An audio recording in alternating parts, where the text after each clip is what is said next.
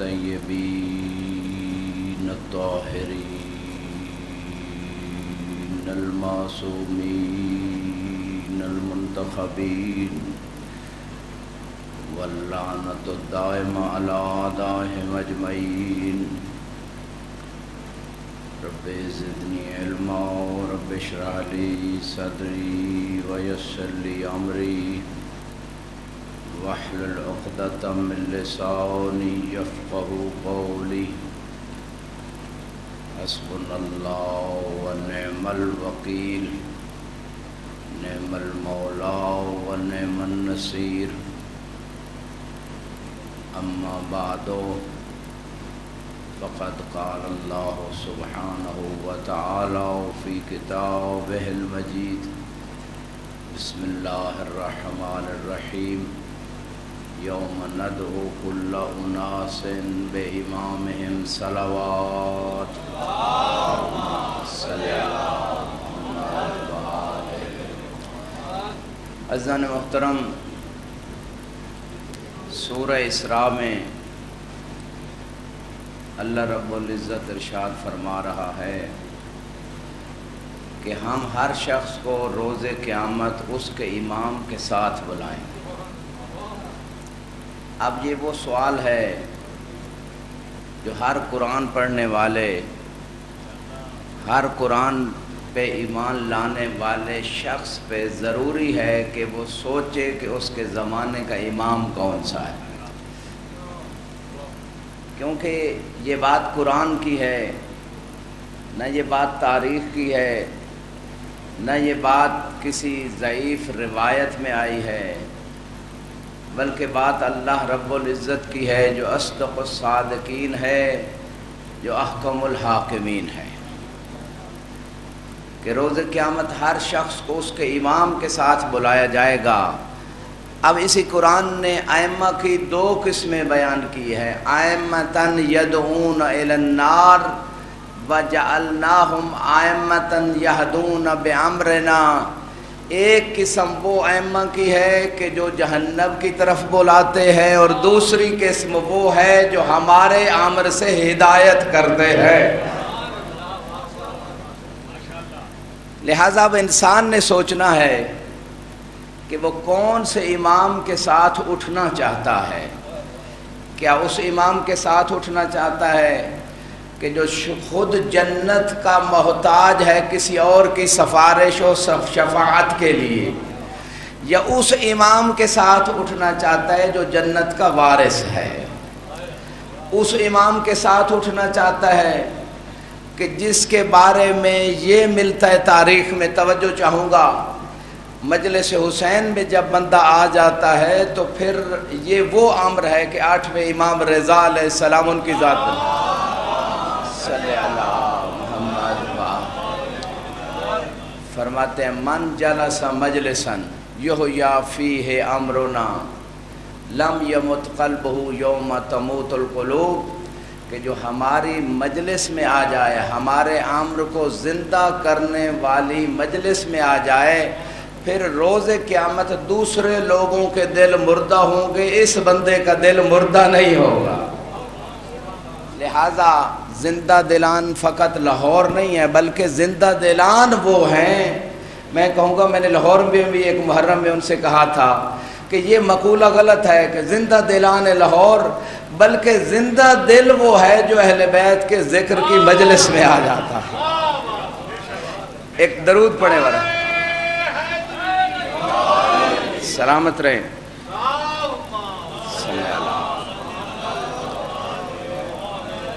اور یہ مجمع کوئی قلیل نہیں ہے، انشاءاللہ مجمع کی ٹینشن نہیں لینی، کیونکہ آپ کے دائیں بائیں ہر بندے کے 2 فرشتے بیٹھے ہوئے ہیں۔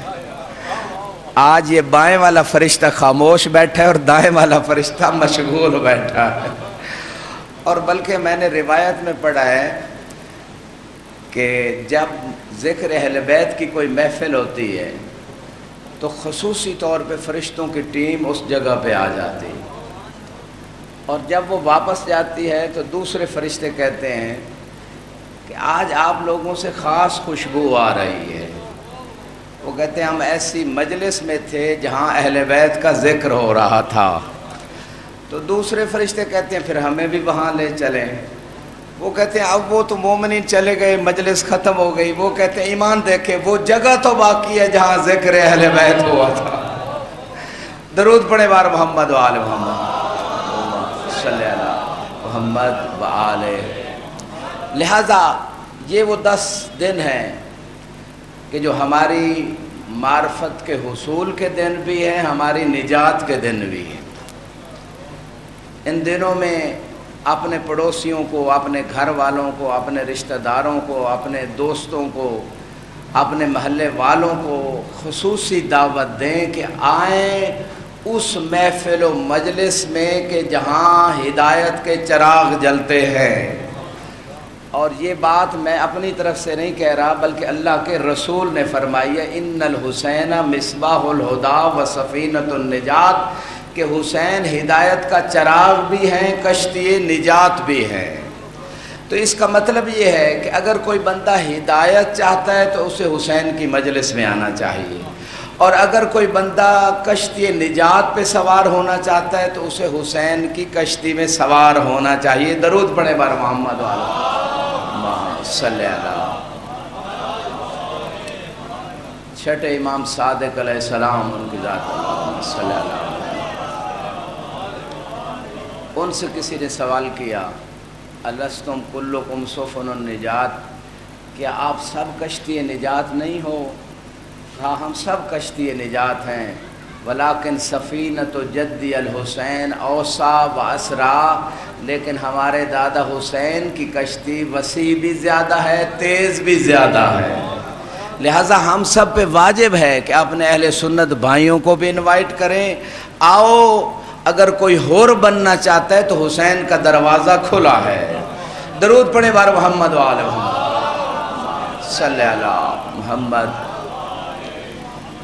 سورہ اسراء یوم ندعو کل اناس بامامہم، کہ روز قیامت ہم ہر شخص کو اس کے امام کے ساتھ اٹھائیں گے.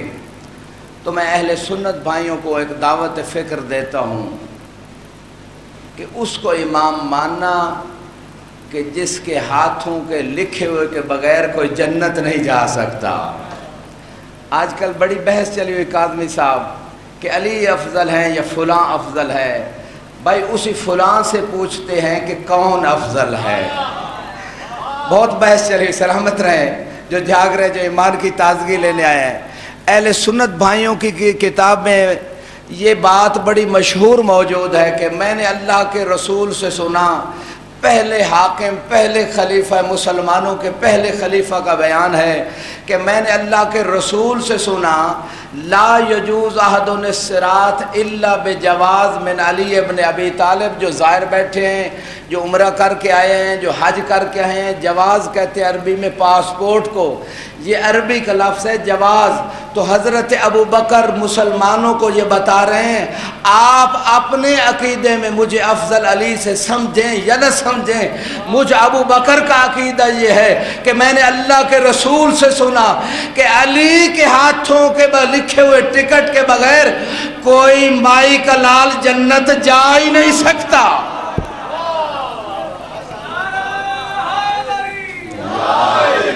سلامت رہیں تا قیامت رہیں.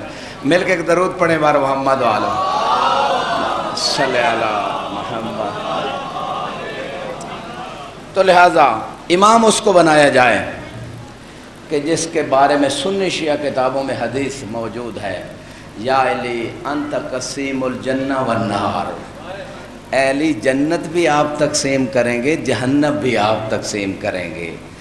اب ایک سوال پیدا ہوتا ہے کیا وجہ ہے کہ علی جنت بھی تقسیم کریں گے، جہنم بھی تقسیم کریں گے؟ وجہ یہ ہے کہ پل صراط پہ بیٹھ کے علی جہنم سے کہیں گے یہ تیرا ہے لے لے، یہ میرا ہے چھوڑ دے. تو علی قسیم الجنہ والنار، علی کے بیٹے سیدہ شباب اہل الجنہ.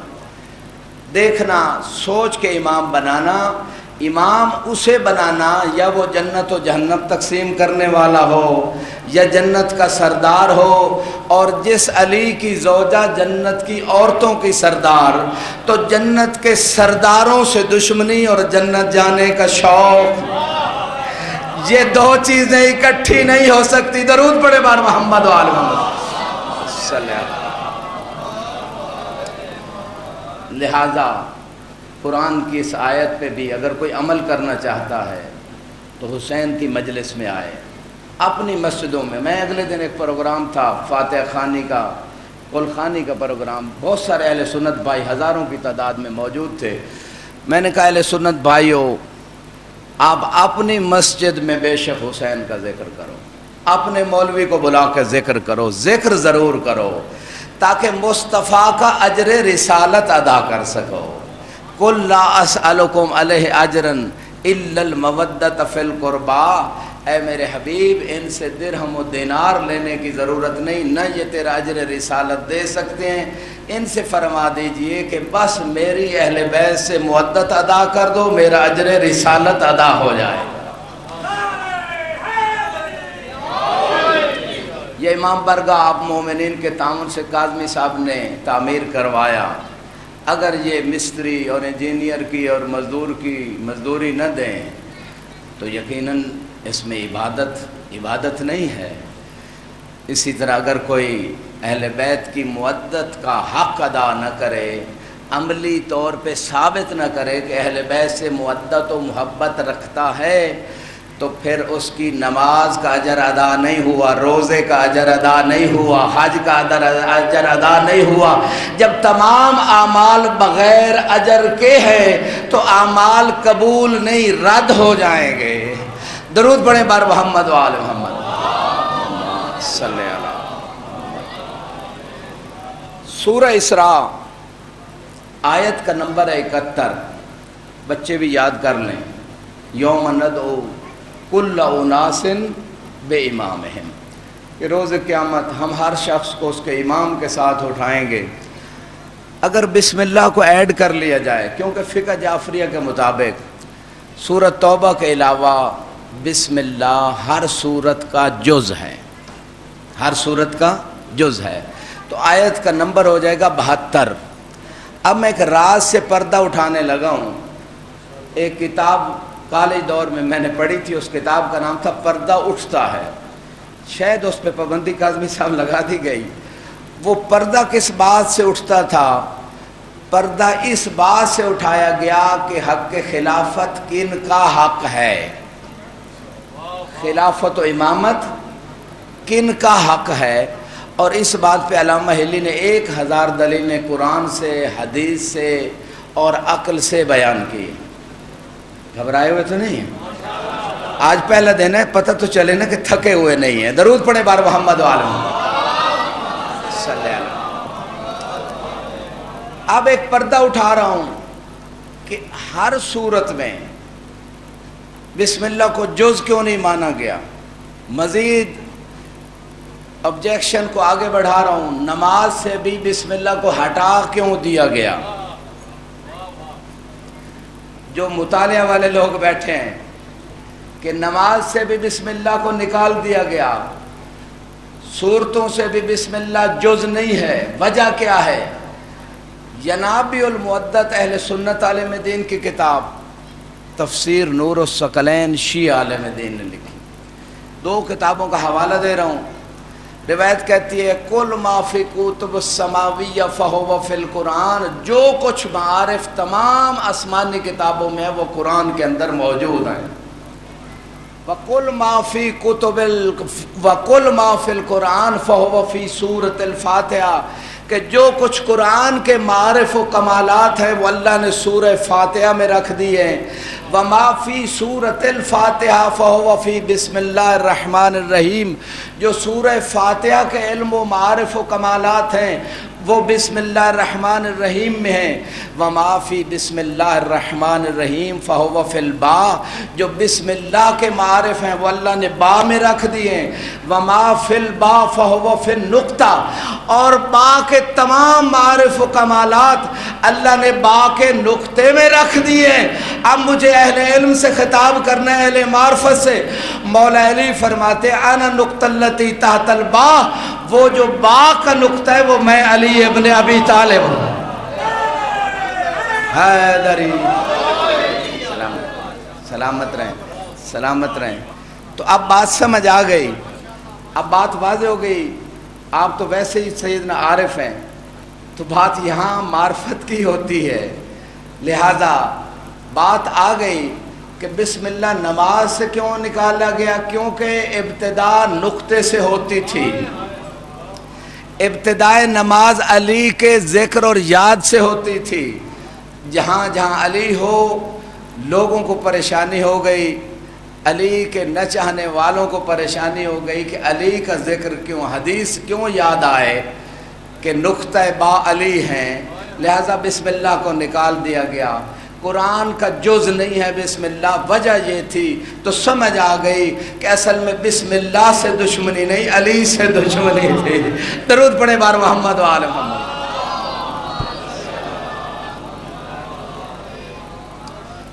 تو اب بچوں کو انشاءاللہ یاد رہے گا، مجھے روز یاد نہ کروانا پڑے کہ اس آیت کا نمبر کیا ہے. فقہ جعفریہ کے مطابق بسم اللہ الرحمن الرحیم یوم ندعو کل اناس بامامہم.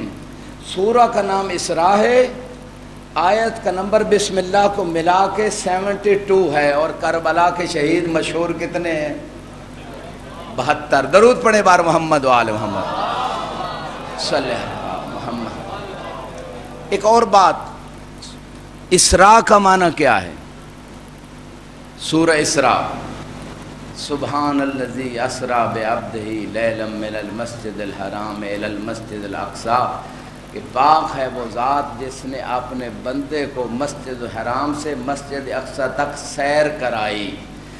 اسراء کا معنی ہوتا ہے رات کو سیر کرانا، یعنی معراج و اسراء کی بات ہو رہی ہے، اور سورت کا نام ہے اسراء، اور بات ہے امام کی. یوم ندعو کل اناس بامامہم. کیا رابطہ ہے اللہ نے کہ امام کی بات کو سورہ اسراء میں رکھا؟ اور میں اگر خلاصہ نتیجہ بتا دوں، معراج کے نتیجے کا نام امامت کے اعلان کے راز کی بات اللہ نے اپنے پاس بلا کر اپنے حبیب سے کر دی. اسے کہتے ہیں معراج. یعنی مختصر یہ کہ اللہ نے یہ جو رات کو سیر کرائی تھی اس لیے بلایا تھا عرش پہ. فقان قاب قوسین او ادنا، کہ اتنا کم فاصلہ رہ گیا، 2 قوس یا اس سے کم کا فاصلہ. فقط کس لیے بلایا تھا؟ اس لیے بلایا تھا کہ میرے علی کی ولایت کا اعلان کر دے.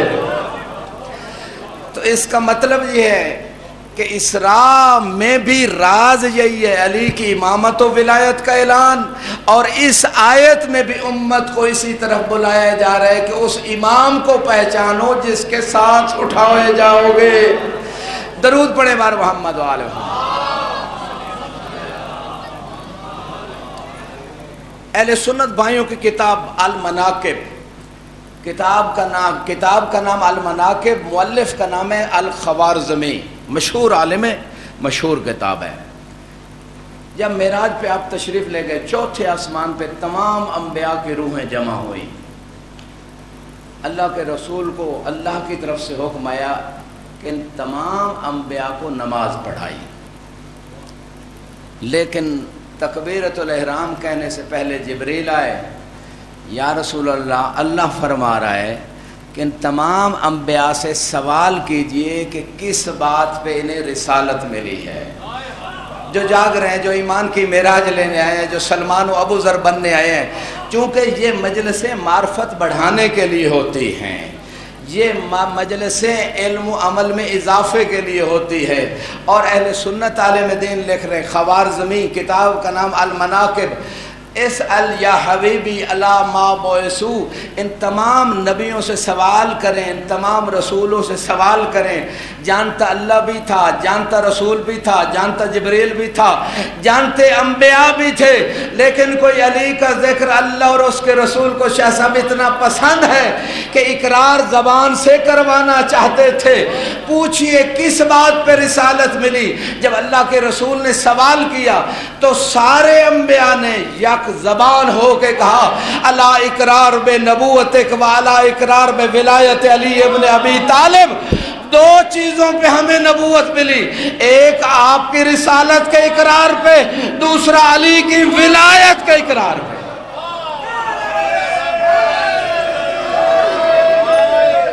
حیدری، سلامت رہے، سلامت رہے، سلامت رہے، سلامت رہے، سلامت رہے۔ کچھ لوگوں نے ابھی بھی ہاتھ نہیں کھولے، حالانکہ یہ مجلسیں تو ہاتھ کھلوانے کے لیے ہوتی، ہاتھ بندھوانے کے لیے نہیں ہوتی۔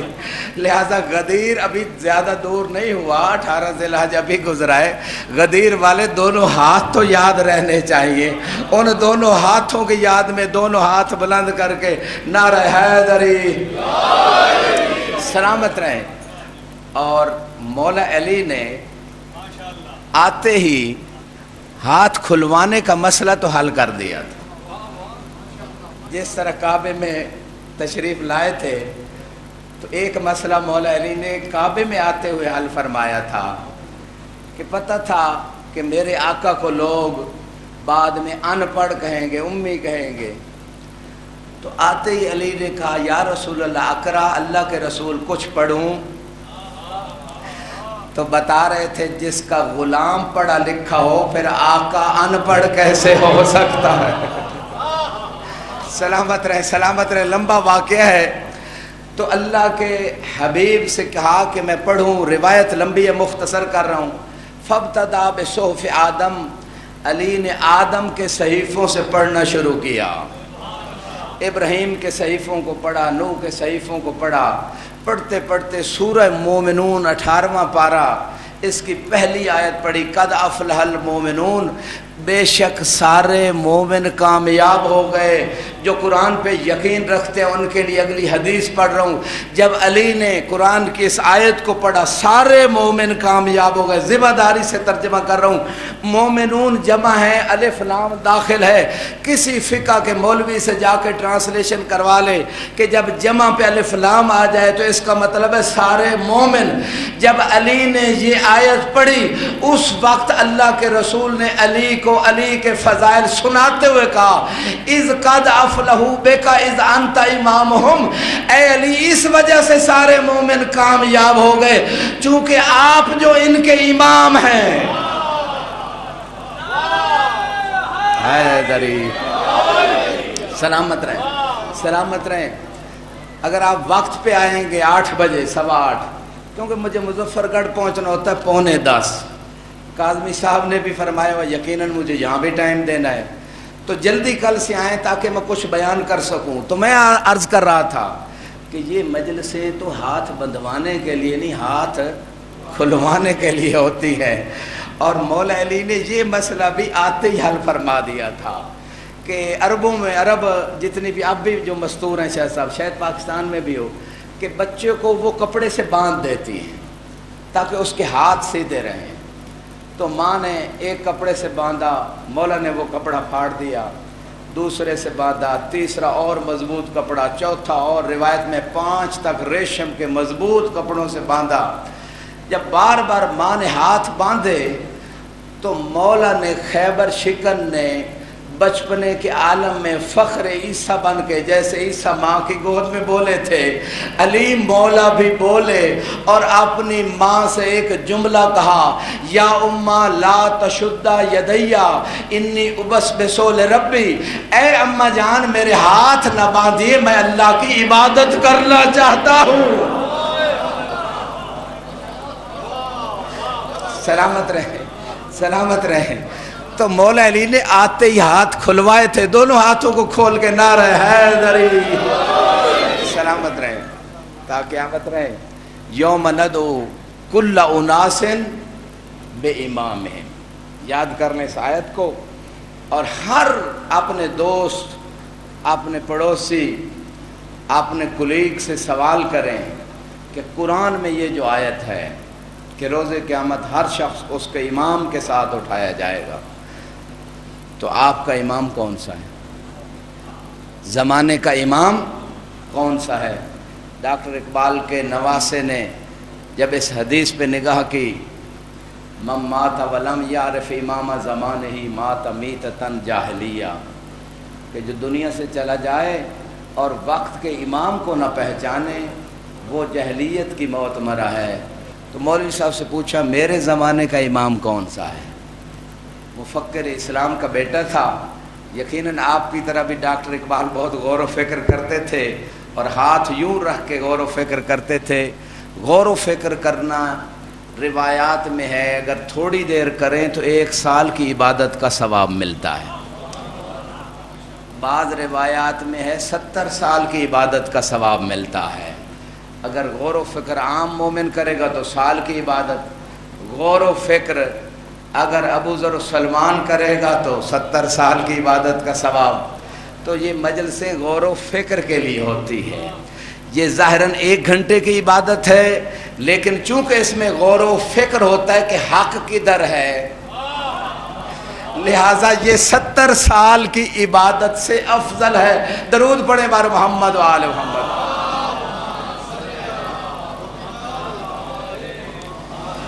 تو انہوں نے سوال کیا کہ میرے زمانے کا امام کون ہے، ورنہ میں جاہلیت کی موت مروں گا۔ مولوی صاحب خاموش رہے۔ ایک اور مکتبہ فکر سے پوچھا، نہیں جواب ملا۔ تیسرے مکتبہ فکر سے پوچھا، نہیں جواب ملا۔ آخر جواب وہیں سے ملا جس نے علم باب العلم سے لیا تھا۔ باب مدینۃ العلم کے دروازے سے علم لینے والے نے جواب دیا کہ اس وقت کا امام وہی ہے جس کے انتظار میں عیسیٰ بھی چوتھے آسمان پہ موجود۔ درود پڑھے بار محمد و آل محمد۔ اور وہ ڈاکٹر اقبال کا نواسہ انڈیا میں ایک معتبر عالم دین کی یہ روایت ہے، وہ شیعہ ہو گیا اسی بات پہ۔ جیسے خود ڈاکٹر اقبال آخری زمانے میں موچی دروازہ میں لال حویلی میں آیت اللہ حائری کے درس تفسیر میں آتے تھے اور عرفان کی باتیں اور فلسفہ کی باتیں سن کے، حالانکہ وہ خود فلسفے کے پروفیسر تھے، ویسٹرن کنٹریز میں استاد تھے، پڑھ کے آئے، جی سی یونیورسٹی میں انہوں نے پڑھایا، لیکن اس کے باوجود جب آیت اللہ حائری کے درس تفسیر اور عرفان اور فلسفہ میں آئے، کہا جو باتیں یہ کر رہے ہیں میں پروفیسر بن کے بھی نہ سمجھ سکا۔ تو جو اس دروازے سے علم کی خیرات لیتا ہے وہاں سے علم کی ابتدا ہوتی ہے۔ درود پڑھیں بار محمد علیہ۔ اسی لیے تو آخری عمر میں کہہ دیا کہ لوگ میرا مذہب پوچھتے ہیں، اقبال کا مذہب یہ ہے کہ بو ترابی ہے، اور قرآن میں یہ آیت ہے کہ انسان روز قیامت کہے گا لیت الکافرو یا لیتا کنتو ترابا، یقول الکافرو لیتا کنتو ترابا۔ روز قیامت کافر کہے گا کاش میں تراب ہوتا، کاش میں مٹی ہوتا۔ یہ تو ہے ظاہر قرآن، اور باطن قرآن میں معصوم فرماتے ہیں کہ روز قیامت ہر وہ بندہ جس نے ابو تراب کو نہیں مانا تھا دنیا میں، وہ تمنا کرے گا کاش میں بھی بو ترابی ہوتا۔ حیدری سلامت رہیں، سلامت رہیں۔ لہذا بات ہو رہی تھی کہ جس امام کے ساتھ انسان کو اٹھایا جائے گا، جب آپ معراج پہ، سورہ اسراء میں چونکہ اس آیت کا ذکر ہے، معراج کی بات ہے، جب آپ معراج پہ تشریف لے گئے تو جنت کی سیر کی، جنت کے محلات کو دیکھا۔ شاہ صاحب مجھے ایک بات یاد آ گئی، سید مہدی بحر العلوم دفن ہے مسجد توسی میں، مولا علی علیہ السلام کے حرم کے ساتھ ہی یہ مسجد ہے۔ یہ بہت بڑے صاحب کرامت اور عظیم عالم دین گزرے ہیں، ان کو بہت سارے مکاشفات ہوئے۔ ایک مکاشفے میں انہوں نے دیکھا کہ روز قیامت امام حسین اپنے خدمت گزاروں کو بغیر حساب کے اپنے محلات میں بھیج رہے ہیں۔ یہ بھی اس لائن میں چلے گئے جس میں کوئی امام بارگاہ بنانے والا تھا، کوئی مجلس پڑھنے والا تھا، کوئی مجلس کروانے والا تھا، کوئی تبرک میں حصہ ڈالنے والا تھا۔ یہ سارے امام کے خدمت گزار، چاہے مومنات ہوں یا مومنین، یہ اس لائن میں کھڑے تھے جو بغیر حساب کے مولا حسین کی سفارش اور شفاعت سے مولا کے محلات، عالی شان محلوں میں جا رہے تھے، اور سردار جنت کے محلات تھے۔ اتنے میں سید مہدی بحر العلوم بھی اسی لائن میں چلے گئے۔ امام نے بلایا ادھر آؤ مہدی، آپ کیوں اس صف میں کھڑے ہو؟ کہا میں بھی آپ کے ممبر کا خادم تھا۔ امام نے کہا تو نے خدمت چھوڑ دی تھی، اس وقت سید مہدی کہتے ہیں میں بہت افسوس زدہ ہوا، کاش میں ممبر کی خدمت کرتا رہتا، مرجع تھے، آیت اللہ تھے، لیکن امام نے فرمایا جاؤ فقہا کی صف میں کھڑے ہو جاؤ، پہلے لوگوں کی شفاعت کرو پھر جنت جانا۔ تو اہل بیت کے خدمت گزار کا مقام بھی ہے، فقہا کا مقام بھی ہے۔ تو بات یہ میں عرض کر رہا تھا، جب معراج پہ رسول خدا تشریف لے گئے تو جنت کے محلات کو دیکھا، درختوں کو دیکھا، پھل اور پھول دیکھے، نہریں دیکھی، حوریں دیکھی، رضوان دیکھے، جنت کی ساری نعمتیں دیکھی۔ میں مختصر کر رہا ہوں آپ کے ایمان کی تازگی کے لیے۔ علامہ مجلسی نے بہار الانوار میں پورا ایک چیپٹر قائم کیا ان روایات کا۔ سر اٹھا کے سننا، چونکہ جو اس مجلس میں آتا ہے اس کا سر جھکتا نہیں، اس کا سر اٹھ جاتا ہے، چونکہ یہ اپنے در پہ آنے والوں کو عزت دیتے ہیں، دنیا میں بھی آخرت میں بھی۔ اللہ کے رسول نے جب یہ سارے مناظر دیکھے، جو پردہ دیکھا، جو محل دیکھا، جنت کا جو دروازہ دیکھا، ہر بندے کی توجہ چاہوں گا، جو پھل دیکھا، جو پتا دیکھا، جو درخت دیکھا، جس حور کو دیکھا، اس کی پیشانی کو دیکھا، بس علامہ مجلسی کہتے ہیں بہت ساری روایات کا مجموعہ، علامہ مجلسی کہتے ہیں بس ایک چیز لکھی ہوئی تھی، یا علی یا علی یا علی۔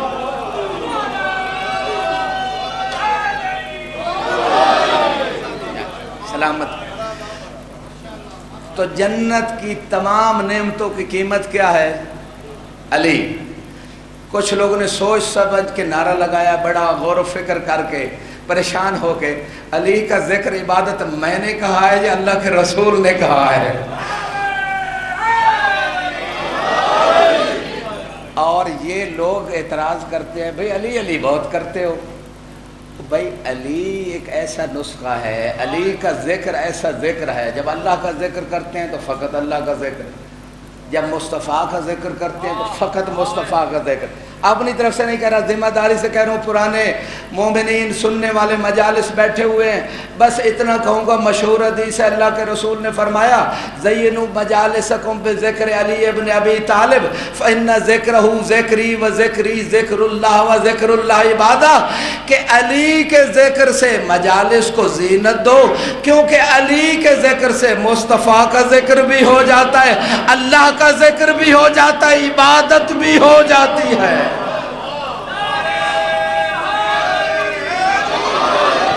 سلامت رہے۔ اب بھی جن لوگوں نے ابھی تک ہاتھ نہیں اٹھایا، جنہوں نے عبادت سمجھ کے ابھی تک علی کا نام نہیں لیا، یہ علی کا نام خطیب کے لیے نہیں ہوتا، یہ فرشتوں سے گواہی دلوانے کے لیے، تاکہ ہم دنیا میں علی علی کریں، اور علی قبر میں، حشر میں، صراط پہ، ہر مقام پہ پھر ہمیں بولنے نہ دے، علی بولیں یہ میرا ہے۔ بس آخری روایت، اس کے بعد میں زحمت نہیں دوں گا۔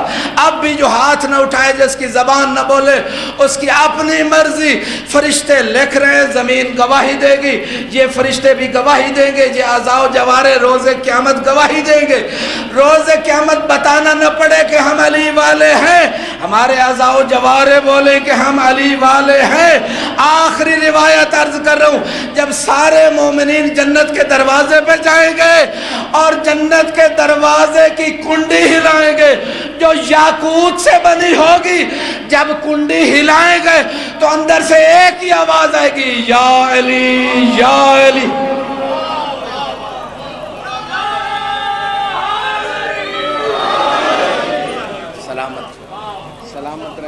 سلامت رہیں تا قیامت رہیں۔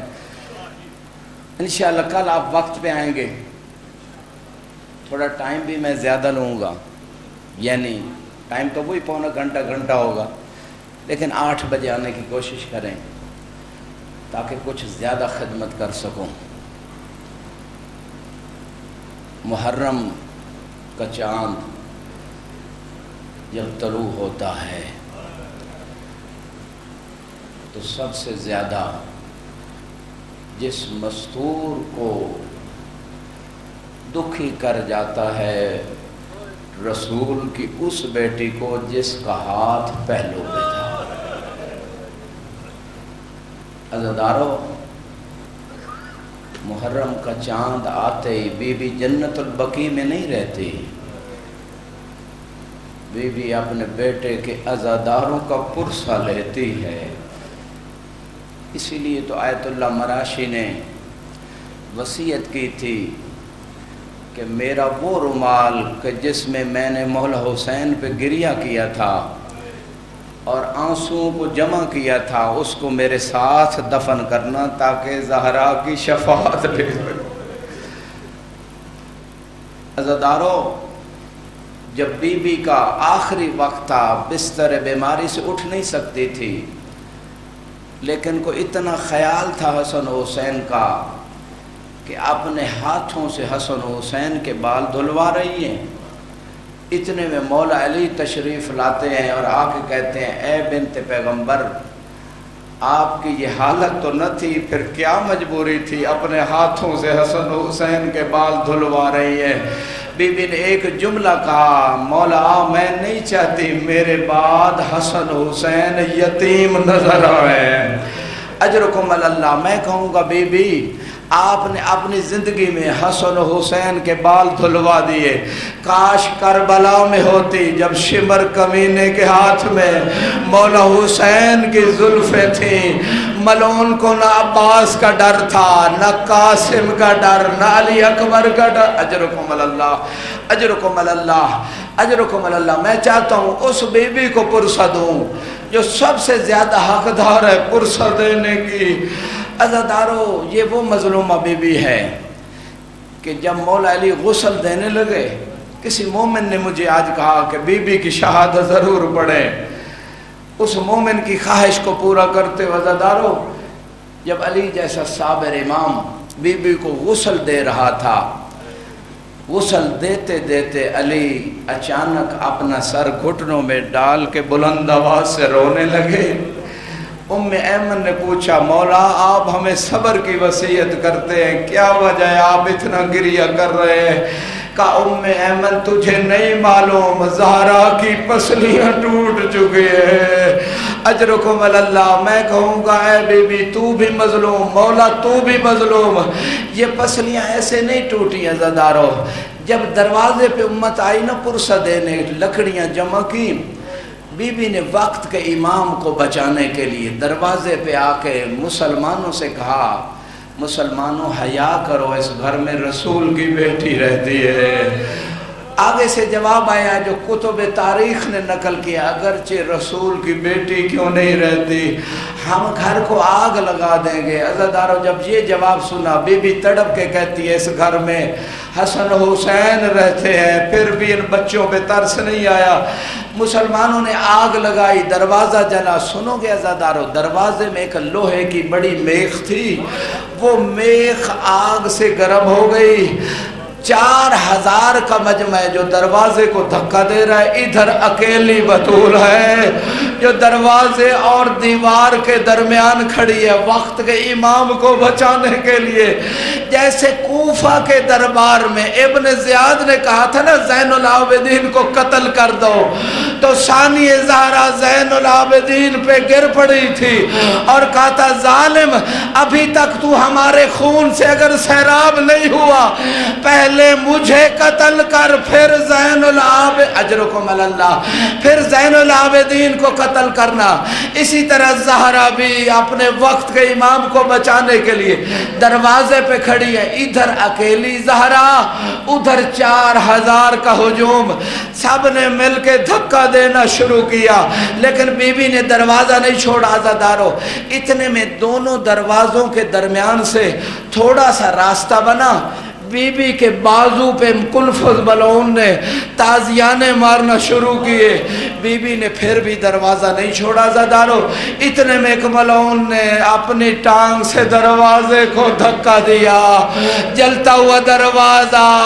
बीबी दरवाजे और अजरुकुम अल्लाह, दरवाजे और दीवार के दरमियान पूरा पहलू जख्मी हो गया। ज़ादारों, लोग कहते हैं एक पसली जख्मी हुई, बीबी का पूरा पहलू जख्मी हुआ।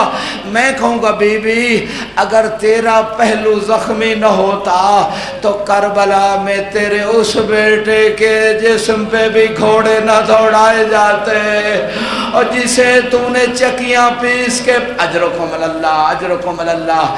عزادارو بس آخری جملے، مولا نے کفن دیا بی بی کو، آخری وقت ہے، امام حسن و حسین کو بلایا، آؤ اپنی ماں کو آخری الوداع کر لو۔ کو عجیب رنگ سے بلایا امام حسن و حسین نے اپنی ماں زہرا کو۔ روایت کہتی ہے بی بی نے کفن سے دونوں ہاتھ نکالے، دونوں کو سینے سے لگایا۔ میں کہوں گا بی بی یہ تیرے وہی شہزادے ہیں، ایک کے جنازے پہ تیر تھے، دوسرا کے جنازہ تیروں پہ تھا۔ عزادارو بی بی نے دونوں کو اپنے سینے سے لگایا، بی بی بھی رو رہی ہے، مولا علی بھی رو رہے ہیں، حسن و حسین کا گریہ بھی بڑا۔ اتنے میں آسمان سے ندا آئی، اے علی جلدی سے حسن و حسین کو الگ کر لو۔ حسن و حسین کے گریہ نے ملائکہ میں کوہرام برپا کر دیا ہے۔ میں کہوں گا اے مولا حسین آپ بھی مظلوم، آپ کی ماں زہرا بھی مظلوم، لیکن اے بی بی تو کربلا میں یقیناً تیری روح موجود تھی جب مشرق کے گھوڑے مغرب دوڑ رہے تھے، مغرب کے گھوڑے اجرکم اللہ اجرکم۔ بس آخری جملہ عزادارو، بس ثانی زہرا ٹلے زینبیہ پہ کھڑے ہو کے ایک جملہ کہہ رہی تھی، ہے کوئی تمہارے درمیان مسلمان اور جو میرے حسین کو بچا لے؟ نانا تیرے اوپر ملائکہ نے نماز پڑھی تھی اور تیرے حسین کے سر پہ نہ امامہ ہے نہ جسم پہ ردا ہے، جسم کے ٹکڑے ہو چکے ہیں، تیری بیٹیاں قیداً بن چکی ہیں۔ الا لعنت اللہ علی قوم الظالمین وسیعلم الذین ظلموا ای منقلب ینقلبون۔ پروردگار بحق محمد و آل محمد اس کلیم